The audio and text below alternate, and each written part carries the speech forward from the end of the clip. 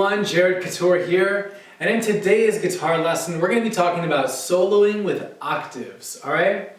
Soloing with octaves, something very cool that really brings a lot of life to one note, right?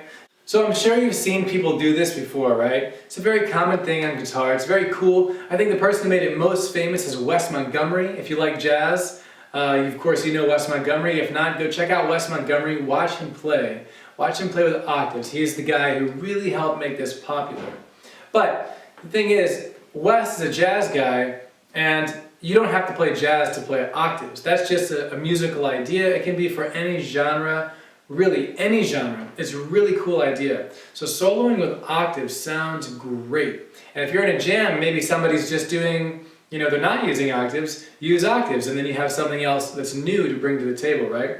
So anyway, let's go ahead and learn a few octave places on the guitar if you're not sure. So one way to do it, the most practical ways, I'll show you the most practical ways, alright?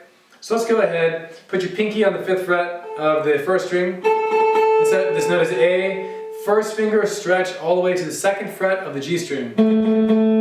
Now, we're going to make sure that we're only going to play these two notes together. These two notes are both A, one octave away from each other. This one's the low one. This one's the high one, right? We do not hit any other notes except for these two, so I'm kind of muting the 2nd string here. And I can just strum it, and you don't hear the middle one. So this is one octave shape, and when we're soloing using the 1st and 3rd string, this is how we'll do it. So try this out. The jam is going to be in the key of D major, so D, E, F sharp, G, A, B, C sharp, D. D, this is D, D, E, F sharp, G, A, B, C sharp, D. Alright? So that's how to do it on these string sets. Now, we can use this exact same shape, just move it up to the 2nd and 4th string. Here's D open, right? E, F sharp, G, A, B, C sharp, D, E, F sharp, G, A, whatever, as far as I can go here. So this shape works for both these two string sets. This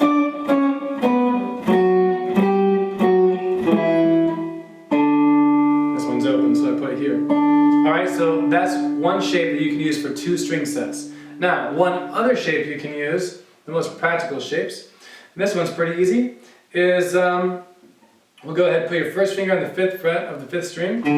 This note's D. Now, 2 strings over, 2 frets up, using the 1st and 3rd finger.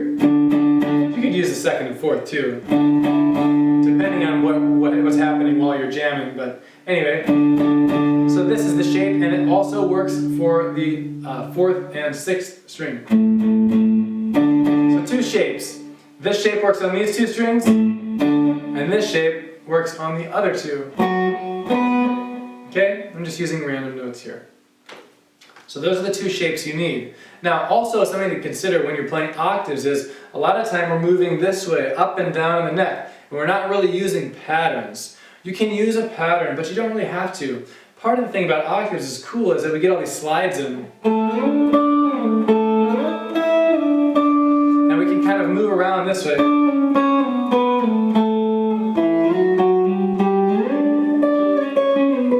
Another cool thing you can do is what I just did. So play one note, and then with your pick or with your finger, and then with your with another finger, you play the note, the higher octave or the lower octave, just after it.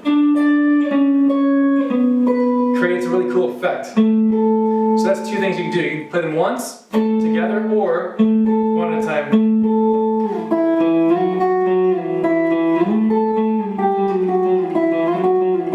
See what I'm doing? So that is also a really cool way to use octaves. So let's go ahead and experiment, right? D major.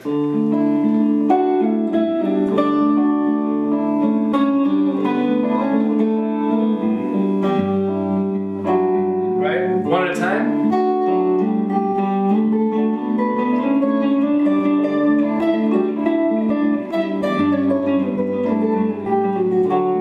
Right, so I'm kind of mixing them now, right? Another thing I like to do when playing with octaves is really playing with the rhythm. So check this out. So like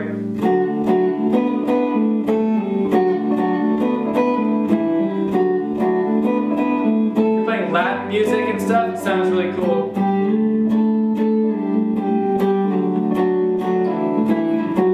Another thing about octaves is you can just create really cool guitar parts. Not even just solos, but just parts. Right?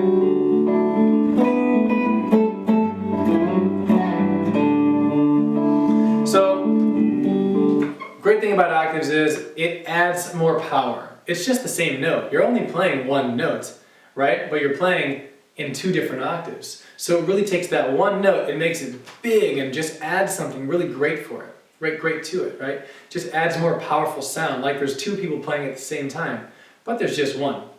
So anyway, that's the idea here. So remember, these are the two shapes. Right, that's one shape. Here's another. Now, I'd like you to go ahead and experiment in the key of D major with octaves. Give it a shot, all right? Play some melodies. You can play fast, you can play slow, but experiment with the octaves, all right? Here we go.